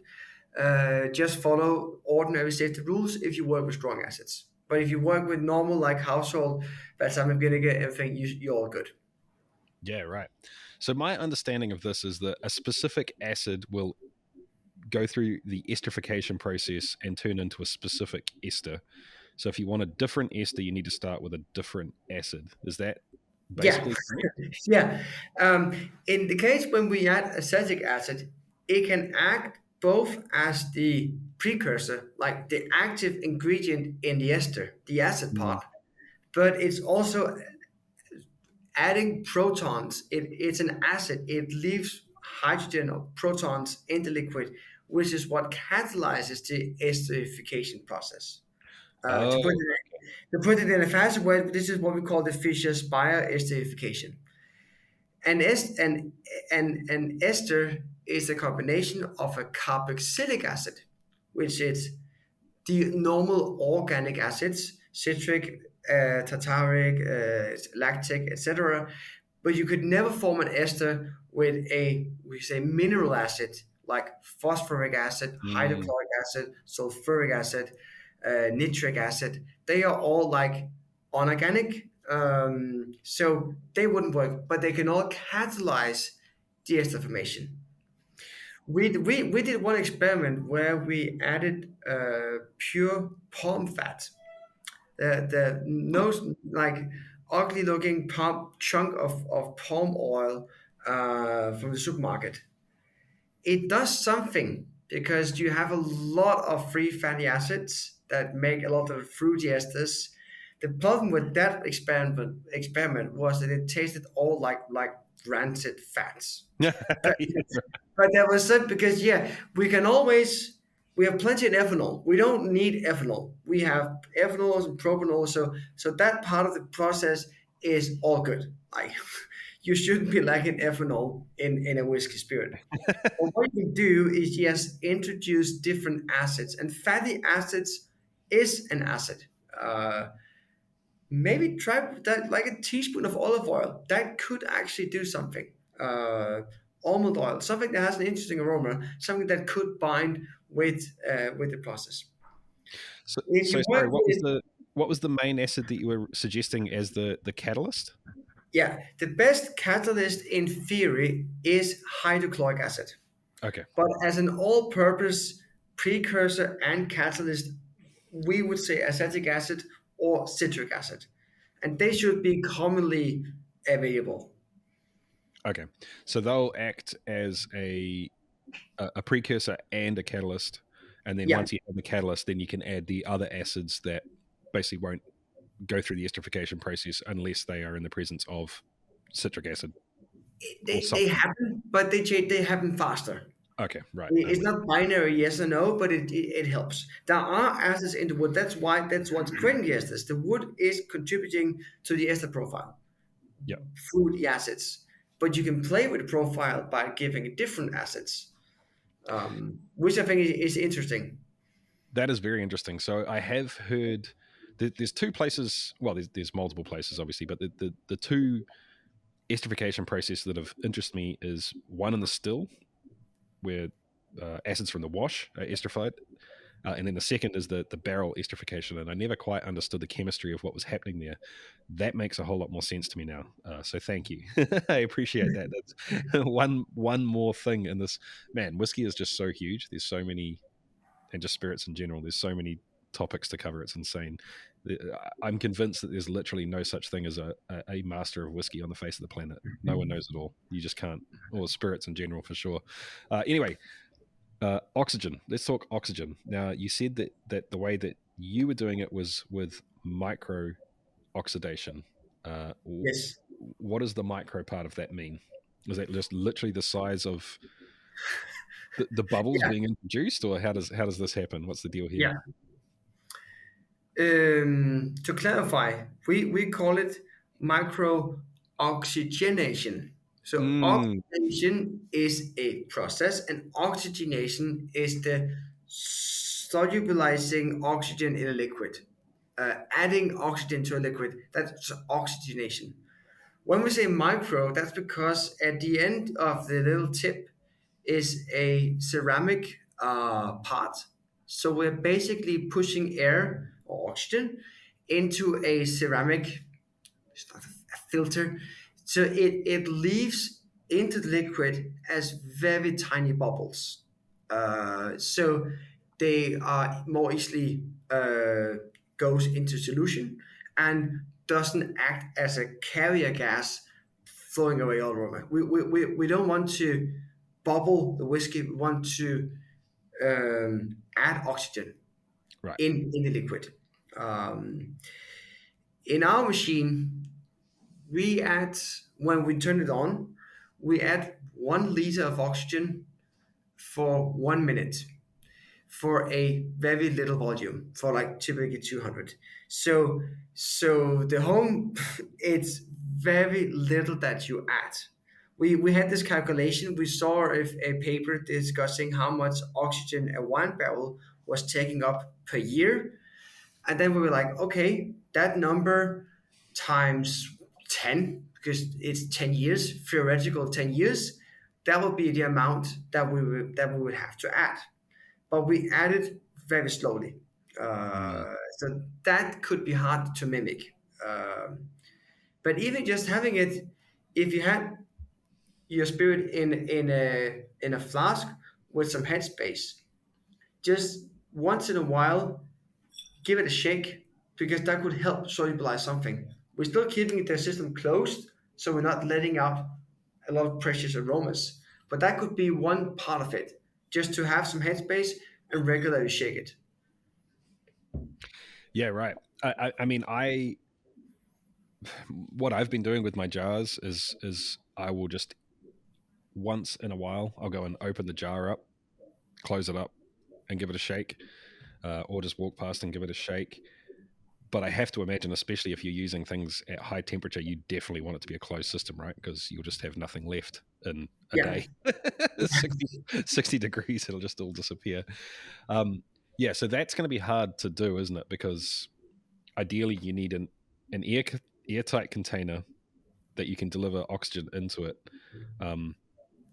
Those stones, I imagine they're just the same thing that that brewers use to oxygenate before yeah, pitching. it's a capstone if Yeah, you go by that word. Yeah, yeah, cool. homebrewers can buy capstones. That's possible. Yeah, Yeah, and I have to imagine that for us with small volumes, that using straight oxygen isn't an issue. Like we're using such small volumes that just using air is going to get the enough oxygen into solution. yes, Yeah, cool. So what you don't want is literally whiskey going bubble, bubble, bubble, bubble, bubble, bubble, bubble, because you're just stripping everything out of it. So how do you deal with? Is this why you're under pressure? So you've got a sealed system and you're putting oxygen in. Do you have basically a blow off valve somewhere, or are you just letting the pressure go up as you put oxygen in? It's so little oxygen that we actually add that it doesn't add to the pressure of the tank. But yes, the tank is contained. Nothing leaves the tank unless we have a safety we have a safety valve. Yeah. So if the pressure goes too high, it blows off the steam. But otherwise, it's a completely closed system. I think what's worth pointing out that we maybe haven't spoken about enough is that our system is a flow as well. It's like a circular flow. So throughout the system, the liquid or the spirit is slowly moving. So it's not the same spirit that's in touch with the ultrasound the whole time, but it just adds as well to the process. Yeah, everything is moving around slowly, so we don't over extract on the other sound or anything that we want. It works this way. It's not standing still, but that can be very hard to achieve as a home distiller. Yeah, I would imagine. I just got the peach. Okay, good. Yeah, that's really nice. Yeah, I enjoyed that. All right, guys, we've been at this for almost 2 hours, which is kind of crazy. So I just want to sum up. I really, really appreciate you giving specific details for people doing this at home. That's very generous of you. We very much appreciate it. So if we wanted to set this up ourselves, an ultrasonic bath, and would it be as effective to put basically have the ultrasonic bath as a bain marie kind of thing? So fill that with liquid and then have a jar sitting inside the liquid. Would that penetrate through the glass or whatever the jar is? Does that make Yes, sense? that's the theory. Yeah. Okay, so The that's applications I've seen are with a glass jar in the liquid, which yeah. is typically what I think. Yeah. Yeah, cool. And then I know some of these baths have the ability to set temperature on them, but you could almost set it up like you mentioned before, like a sous vide. You can get those little sous vide stick machines or whatever. So you have the water on the outside of the bath transmitting the ultrasonic into the jar in the middle, and you also have something to control temperature sitting in the water of the ultrasonic bath as well. And then ideally you would have some way of delivering oxygen into the middle of the bath as well. What would you think about just heating it up, giving it treatment of ultrasonic and 60 odd degrees for say 2 days, pulling the jar out, putting it in the fridge, letting it cool down, and then opening it up, getting some more air into it, closing it back up and putting it back into the ultrasonic bath? To be honest, we haven't worked with cold oxygenation because we always work at high temperatures because we know that the solubility of oxygen is higher at high temperatures. But I know what you mean. We can't just open the jar all the time because we're gonna lose aromas. Yeah. Maybe just open it quickly. Would be my best answer. I mean, the other option is having a valve in the lid or something that you can open and close. Yeah. Yeah, right. Yeah. Yeah, cool. Well, or a hose and then introduce it that way. Sorry, say again? Or like a hose that you can have a valve on as well that you can introduce it through. Yeah, for sure. All right, guys. I am absolutely buzzing with anticipation. I have seen people messing around with this stuff a lot, but it is hard to get excited about something without proof of concept, right? Like you see people talking on forums and like, yeah, sure, maybe I believe you, maybe I don't. I'm just not that motivated to go and try what you're trying without really knowing that it's working. But this is working for sure. I mean, people could have debate over stylistic choice. They could have debate over the types of spirits that you're trying to make. But I think that most people, if you serve this blind to them, they would not tell you it's young whiskey.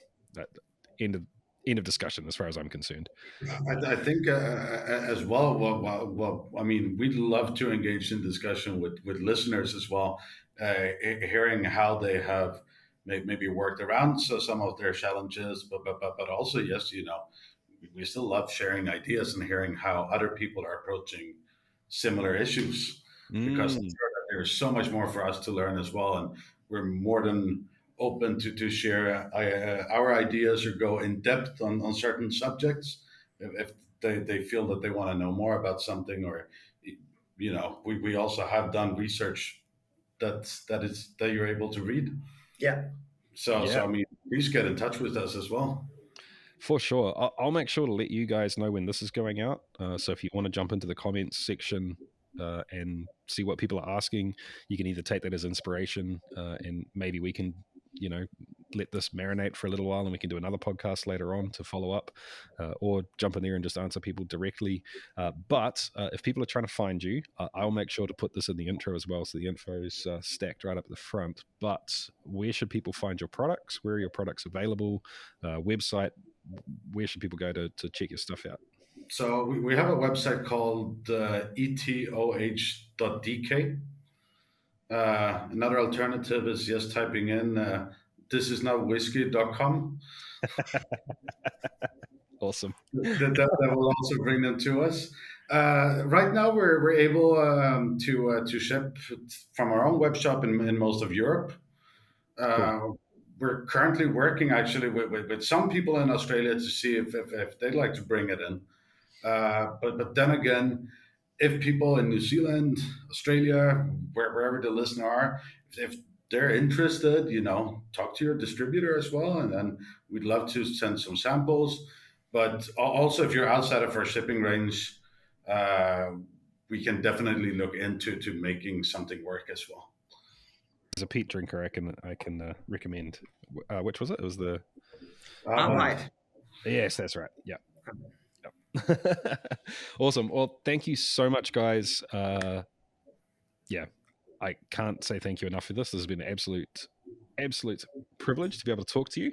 Best part of my job is being able to just talk to random people like you. Thank you so much for listening and asking questions and engaging. It's, I think, what we both love to be doing. So a huge thank you to the team from ETOH. I'm really looking forward to testing these things out and seeing if we can borrow some of the techniques, whether some of the techniques are applicable for home distilling, how that's going to work. In fact, I've got a video coming up on that soon. So thank you so much, Tobias. Thank you so much, Johan. Thank you also to the sponsor of this video, Into the AM. Thank you so much, guys, for the kick-ass shirts. If you want one of these awesome shirts for yourself, you can go to intotheam.com/chase, CHASE, to get 10% off and pick up a sweet shirt. And don't forget to subscribe to the new podcast channel on YouTube, because if you're watching on YouTube, you're not going to see any more of these if you don't. All right, guys, have a kick-ass week. I'll catch you later. See ya.